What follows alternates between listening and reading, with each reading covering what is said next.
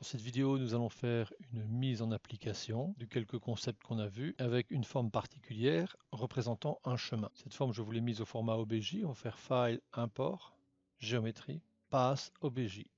On a comme ça un chemin dont la taille est relativement grande vu qu'elle arrive au niveau 50 et moins 50 de la grille. Donc on a des formats 100 sur 100 par rapport à la taille de la grille. Nous sommes ici dans la vue perspective et ici nous sommes toujours dans la vue UV View. Et on a splitté, comme d'habitude, notre écran de travail. Je viens dans l'espace objet, c'est-à-dire au niveau géométrie. Je vais mettre un nœud de normal. On l'avait déjà vu dans les autres formations, c'est ce qui me permet d'avoir un lissage correct de la forme. On voit ici le nœud normal qui est actif. Je vais faire un bypass et on voit maintenant que la lumière ne passe pas bien à cause du lissage de certains objets d'extension OBJ, FBX, voire alambic. En première compréhension des technologies des normales, je vous invite à voir les autres formations qui traitent ce sujet, comme par exemple les bases du modeling. Alors ici, je vais utiliser une identification par couleur avec deux groupes. Le premier groupe va être tout simplement le chemin intérieur et le second groupe va être en fait tout le reste. Donc je vais faire ici des nœuds groupes. J'ai besoin de deux nœuds, donc Alt, je duplique. Le groupe 1, le groupe name, je vais mettre in et le groupe 2, je vais l'appeler out. Le groupe 1, je le connecte et je l'active. Base groupe, je clique sur la reconnaissance des bases groupes. Je suis en mode primitif, j'appuie sur A et je vais choisir tout en appuyant sur A la progression intérieure du chemin et je valide avec Enter. Maintenant cette partie est reconnue, je connecte le second groupe, j'active le nœud du second groupe, j'affiche la sortie du second groupe et dans base groupe, je recommence la même manipulation. Donc j'appuie sur A, je clique et je prends les faces. Avant de valider avec Enter, je vais inverser, CTRL I, et donc maintenant c'est l'inverse du groupe IN qui est sélectionné, je valide avec Enter.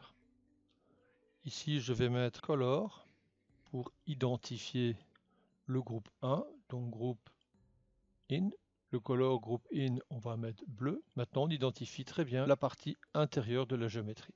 La classification, on va le mettre en mode primitif pour que ce soit bien les primitifs qui soient sélectionnés. En effet, si vous regardez par défaut, il vous propose point. Donc en fait, ce n'est pas les primitifs qui sont sélectionnés. On voit bien ici le dégradé qui va vers l'autre groupe. Et donc on va se mettre bien en mode primitif.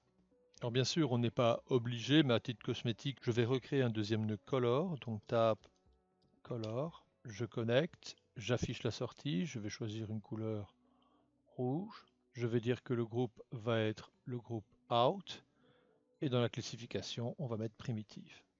On distingue très bien maintenant l'intérieur et l'extérieur du chemin. On va mettre un UV flatten, donc UF pour UV flatten. J'affiche l'UV flatten. L'UV flatten va travailler exclusivement sur le groupe in et dans ce cas, on voit qu'il reconnaît très bien et exclusivement le groupe in. Je vais agrandir en plein écran exclusivement la vue UV View. Donc je clique dans la vue UV View, barre d'espace B, et je vais travailler sur cette partie. Je vais demander un alignement, il bascule donc en mode vertice. Je vais faire une multi-sélection, prendre tous les vertices d'un côté. J'appuie sur Shift, Enter, Enter. Je reprends maintenant les autres vertices, je suis toujours en mode d'alignement. Shift, Enter, Enter. Repack et je replace comme ça le chemin. Alors le placement du chemin me suffit amplement ici car je vais mettre par la suite un nœud de transformation. Bilan, l'intérieur du chemin est maintenant linéaire. Pour le reste du chemin, simplement une projection va me suffire. Donc tape UP pour UV Project. J'affiche le UV Project. Le UV Project va prendre le groupe Out. On va réduire l'échelle à -100. Pour rappel, c'était sur 50, -50. Donc voici les échelles qui sont réduites à -100 sur XY. Et apparemment, la projection se fait sur le côté.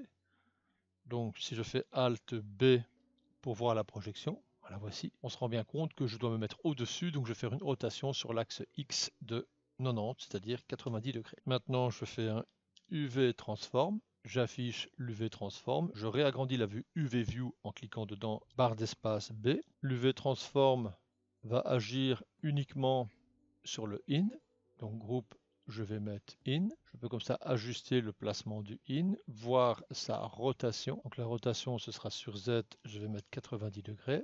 Réajuster le placement et je pourrais modifier l'échelle sur Y pour changer les proportions. Ce qui est intéressant maintenant pour éviter les overlaps, c'est tout simplement cliquer sur l'UV Project qui lui agit sur le groupe Out pour réduire par exemple l'échelle à moins 150 sur XY,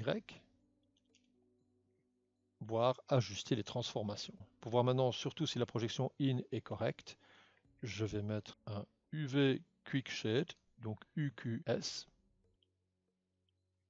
J'affiche. Dans ce cas-ci, ce n'est pas la vue de développement qui m'intéresse, barre d'espace B, et on voit très bien le résultat à l'intérieur du chemin. Le résultat est d'autant plus intéressant que si je me remets sur UV Transform et que je remodifie l'échelle, on voit très bien que la texture s'ajuste correctement. Vous pouvez comme ça modifier l'espacement dans un sens, dans un autre sens, et là on aperçoit que le développement suit bien la déformation. Alors maintenant, si on va observer mon network géométrie, donc je vais agrandir la vue, je suis bien dedans, CTRL B. On va réobserver le principe, j'importe mon chemin, ma géométrie manquait une adaptation du lissage. J'ai fait un groupe 1 et un groupe 2, surtout pour reconnaître les différents modes de gestion de la texture. Ceci permet de visualiser mes UVW. Bilan, les deux colors seront quelque chose qui me facilite la lisibilité et n'ont plus grand intérêt dans ce cas-ci. On peut donc tout simplement les bypasser pour la suite de mon travail, qui consiste en fait tout simplement à faire un bouton droit sur le dernier nœud, Save, Texture UV to Image. Pour cette approche, je vais l'appeler Pass en extension JPEG, Accept, et la taille est 2048 par 2048. Accept. Pour réduire l'affichage plein écran, CTRL B. On va préparer Houdini à recevoir le matériau, donc Tab Material.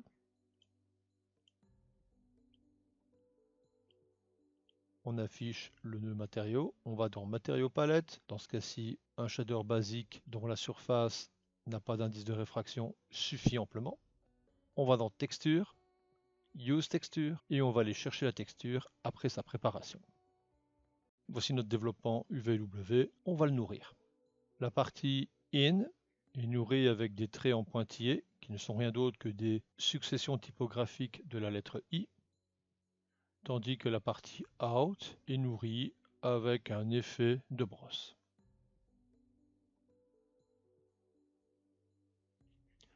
Dans Houdini, dans la partie texture, il suffit tout simplement d'aller chercher votre fichier en extension JPEG et dans le nœud matériaux, allez chercher le matériau que l'on vient de personnaliser. Automatiquement, vous allez avoir maintenant votre texture qui va s'afficher. Pour l'ajuster, il suffira de venir dans l'UV View, Background et choisir le chemin de la texture. Nous savons que l'UV Transform agit sur le In, donc pour ajuster la concentration des lignes.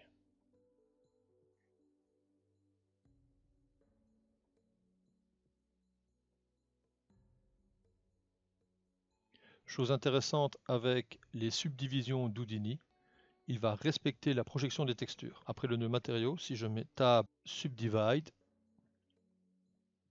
que j'active le Subdivide, que j'augmente la subdivision du maillage, l'intégrité du placement de texture est respectée. Ce concept du Subdivide par rapport aux UVW a été abordé dans les bases du modeling. Vous pouvez toujours vérifier l'intégrité de la subdivision par rapport à la projection UVW en affichant le menu UV View et en activant les subdivisions, qui vous permet éventuellement de réajuster vos placements de texture. Voici ce qui clôture notre exercice de mise en pratique utilisant l'UV Transform et une application d'un outil d'UV Flatten.